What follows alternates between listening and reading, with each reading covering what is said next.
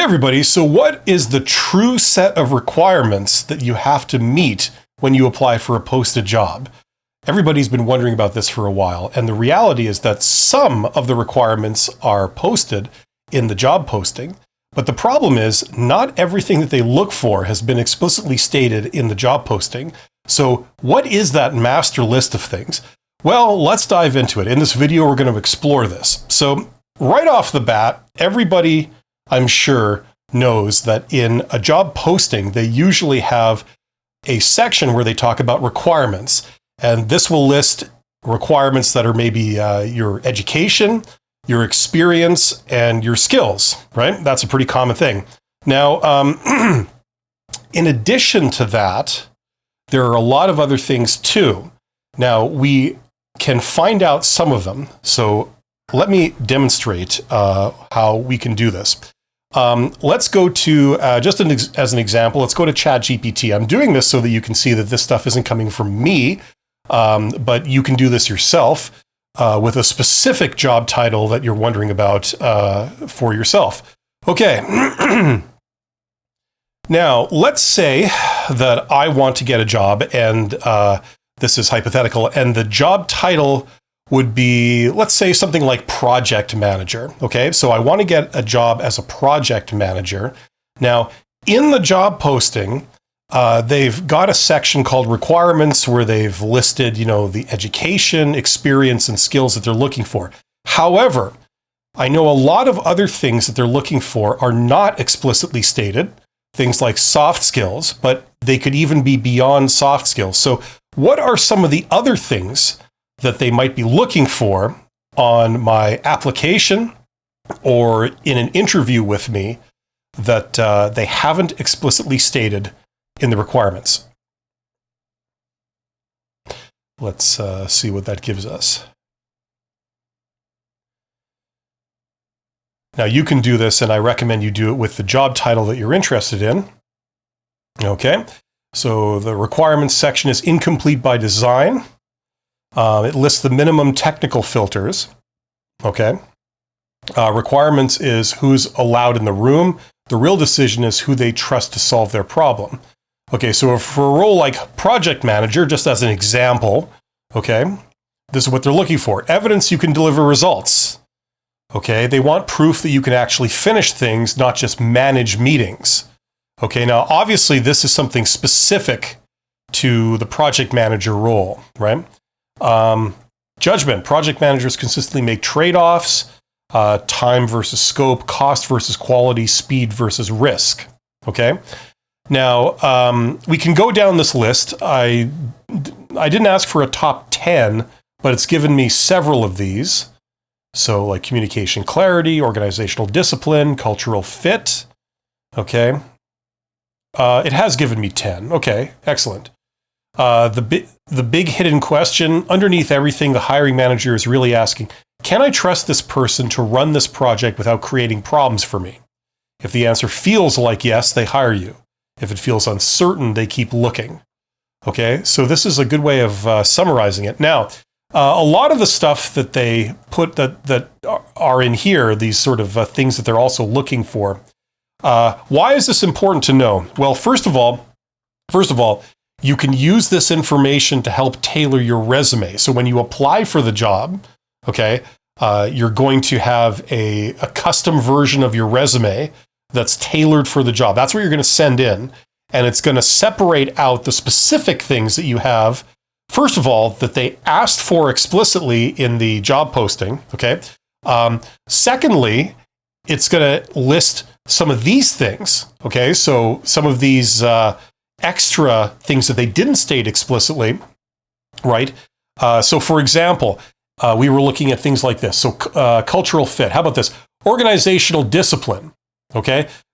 Signs they look for: clear thinking, structured answers, logical problem solving. That's maybe not a good example, but something you can put on a resume, for example, like communication clarity, okay? So they're asking, do you explain things clearly? Can executives understand you quickly? Are your updates concise? Now, some of these you'll be able to add line items to your resume to demonstrate that you indeed have this, right? as a general rule, soft skills like communication skills, they're more demonstrated than they are stated on a resume. So for example, on a resume, you could say, I've completed these projects, right?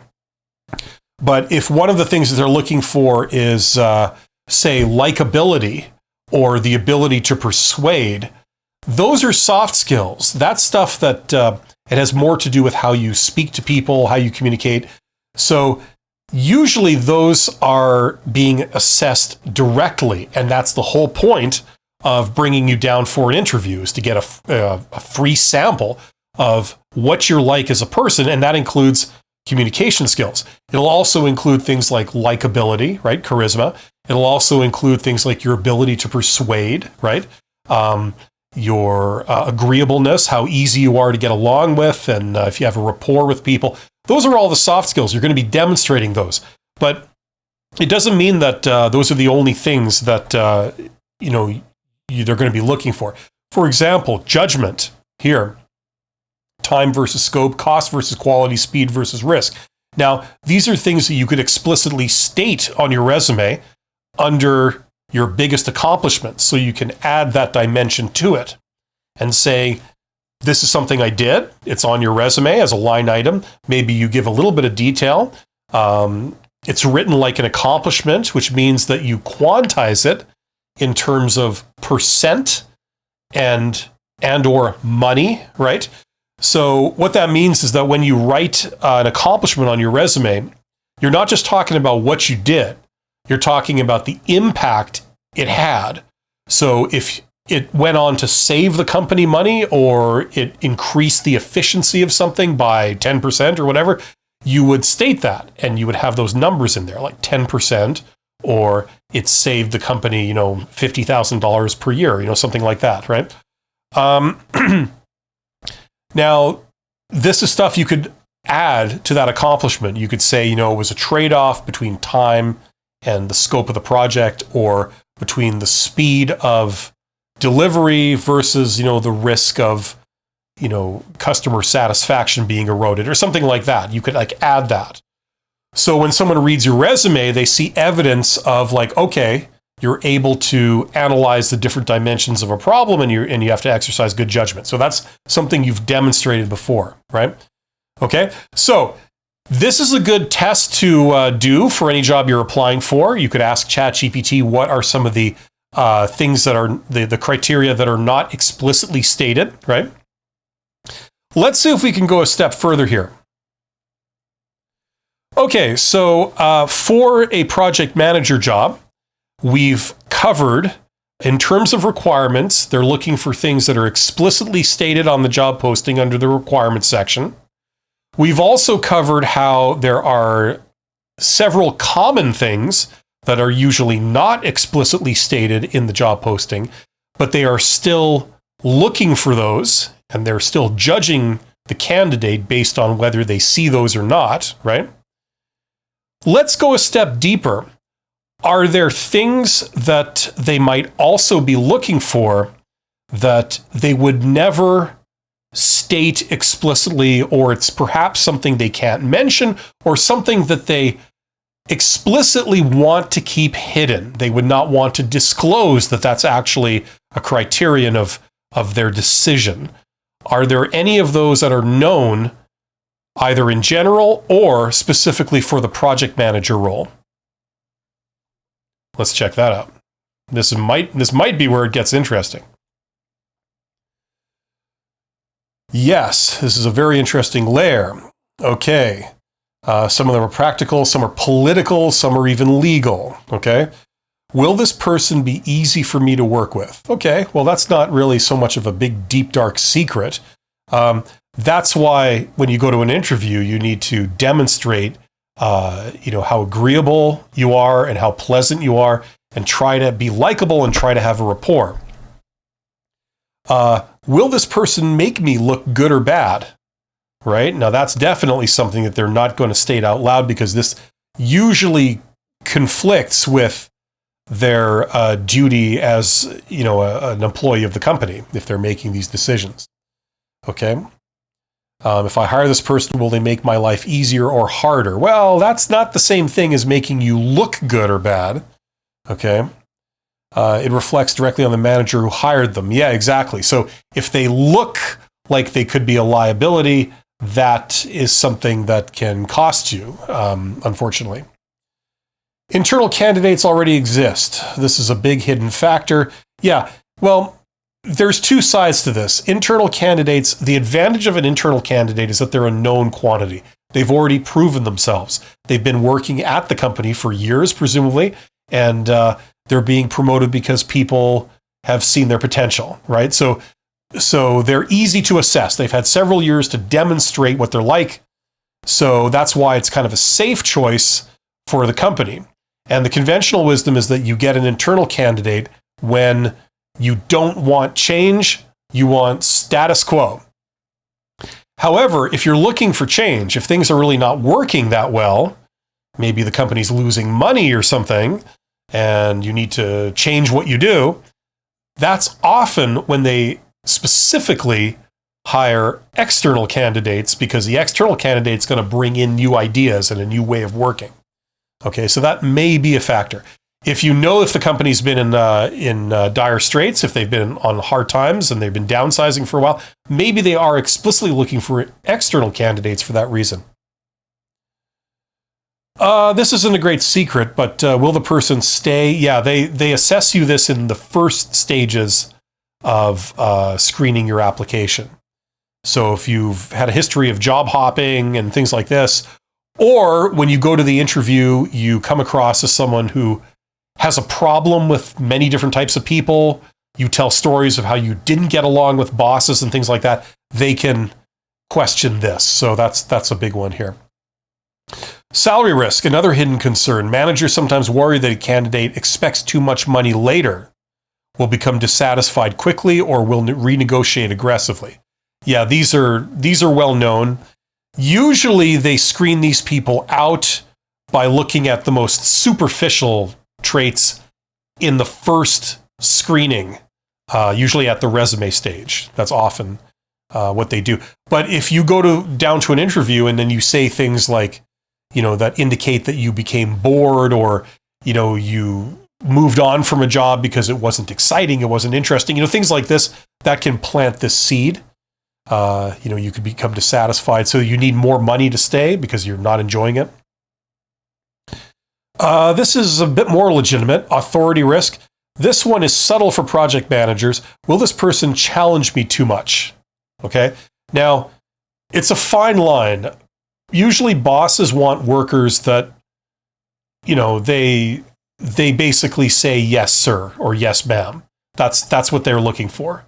At the worker level, if you're not a manager, you're expected just to do what you're told. That's really the bottom line. That's usually what most managers are looking for.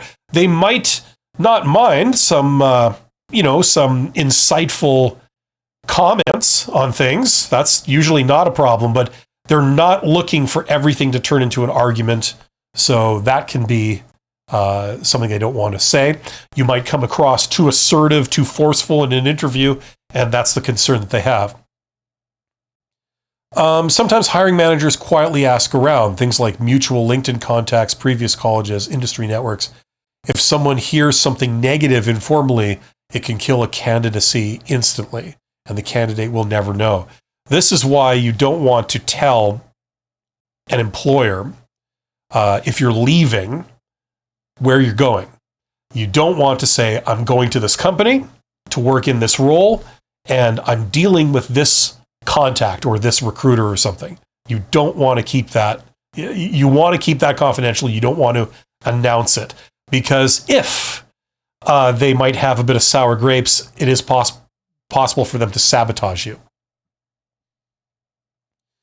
Okay, this is stuff that usually you don't really have control over.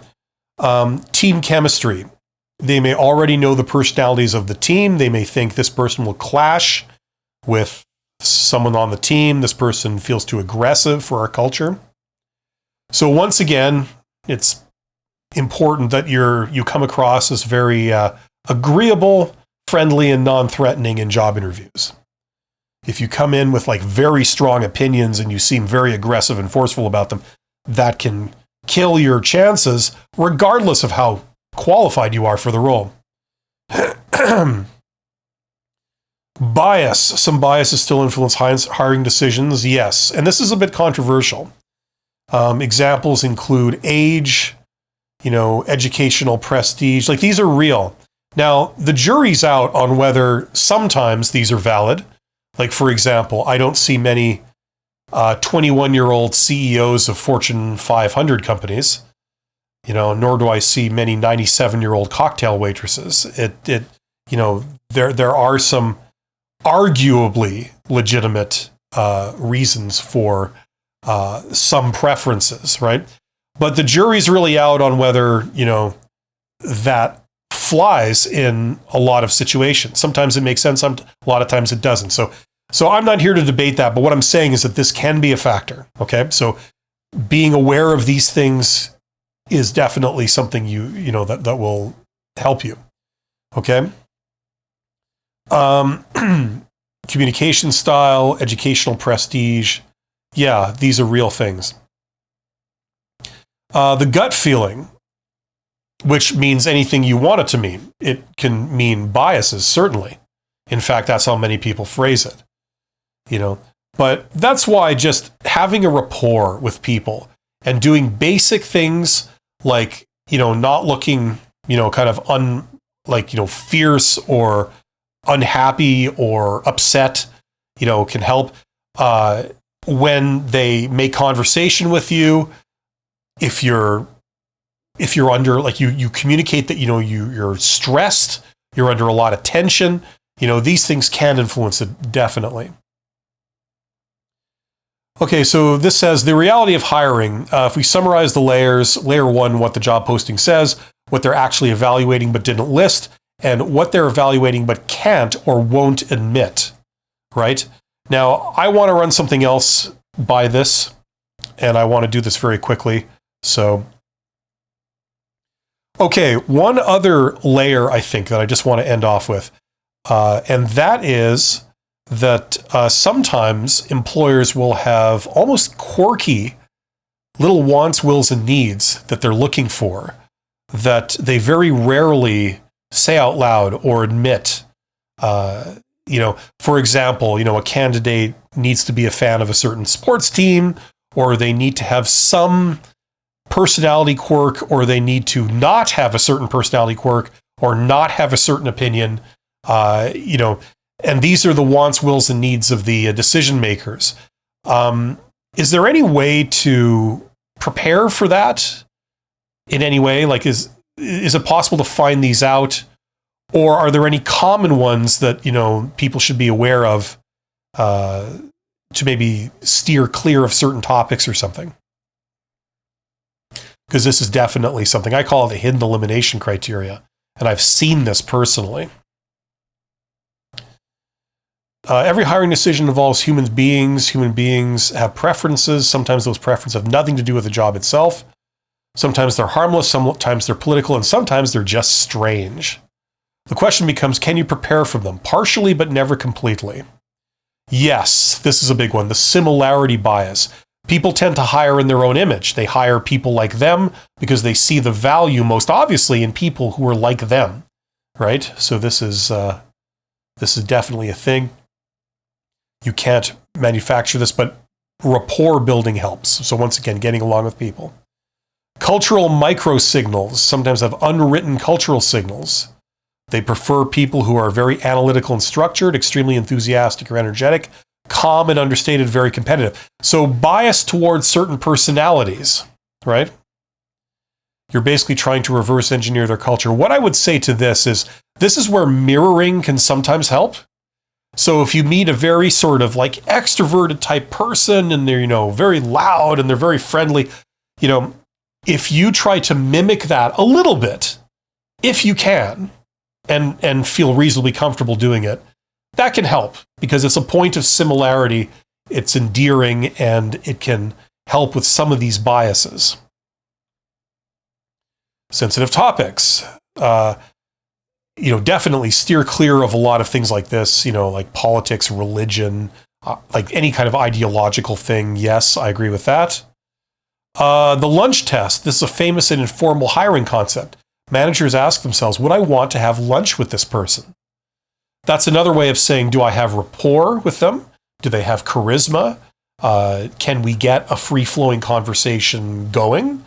Does it feel good, or does it feel awkward and off? Right? So that's definitely a thing you should try and develop in job interviews, is, have it be a pleasant conversation. And as I always say, the goal of these things is, when it's over, if you've done your job right, the interviewer should feel, wow, I enjoyed that, and I'm kind of a little sad that it's over. I would like to interact with that person again. If they feel like that, then you've done your job. If they don't feel like that, they feel like, phew, I'm glad that's over with, I don't want to do that again, then that's bad, obviously, and you want to try and avoid that. The reputation of previous employers, yes. Well-known companies, direct competitors, companies they respect, yes. If you list a bunch of unknown things on your resume, sometimes that can be an issue for some people. Okay, so research the people, mirror their communication style, stay professionally neutral, don't talk about politics, religion, etc. Ask smart questions, okay? What you ask signals where your head's at, and those questions where they say, do you have any questions for us? Those are every bit a performance as every other job interview question in an interview, just so everyone knows. Okay, the big reality, there will always be things you can't control, but sometimes you lose because the hiring manager likes someone else's personality more. Another candidate reminds them of a former colleague. An internal candidate already exists. Okay, so the goal is to reduce uncertainty and increase comfort for the hiring manager. So some of these you can't really do much about, but others you can. And we've covered today some of the extra little things you can do that give you the best chance. So hopefully that makes sense. Thanks for watching. You guys are awesome. I'll see you on the next video. Take care.